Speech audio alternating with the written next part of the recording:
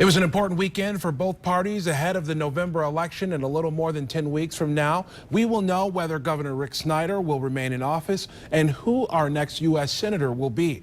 Today, the Michigan Democratic Party finalized their statewide ticket. 24-hour News 8's political reporter Rick Albin has our report tonight from Lansing.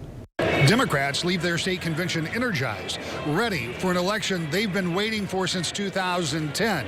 They started that process today by rolling out their ticket for Decision 2014. The convention has resumed.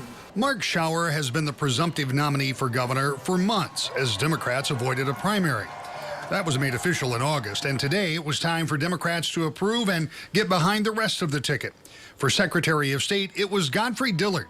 He got the Democratic nod, and we talked with him as he prepared to accept the nomination about what he thinks the job of Secretary of State should look like. Protecting right to vote, eliminating suppression of the vote, campaign financing, auditing, making sure they're accountable, and being a consumer advocate for the people. Mark Totten has already been running hard for Attorney General, and he's ready to take on the current Attorney General, Bill Schuette, saying he wants him fired. We need to, first of all, stop the extreme crusades that Bill Schuette has been waging, really one after another in this state, that have left every family less safe. Former State Representative Lisa Brown proved to be a vocal opponent of the Snyder administration when she was in the lower chamber. She's now officially running for lieutenant governor, and she is still taking on Governor Snyder. Rick Snyder's policies are only working for the wealthy and for big corporations.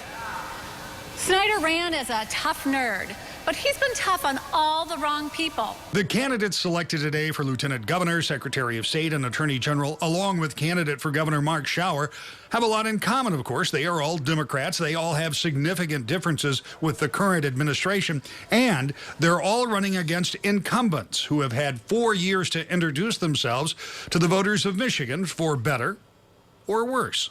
That process for the newly ratified Democratic candidates, of course, has been going on for months, but now it kicks into high gear with just 10 weeks or a little more left between now and Decision 2014. And, of course, we'll be here to bring you comprehensive coverage, not only of the election, but what happens afterwards. In Lansing, I'm Rick Albin, 24-hour News 8.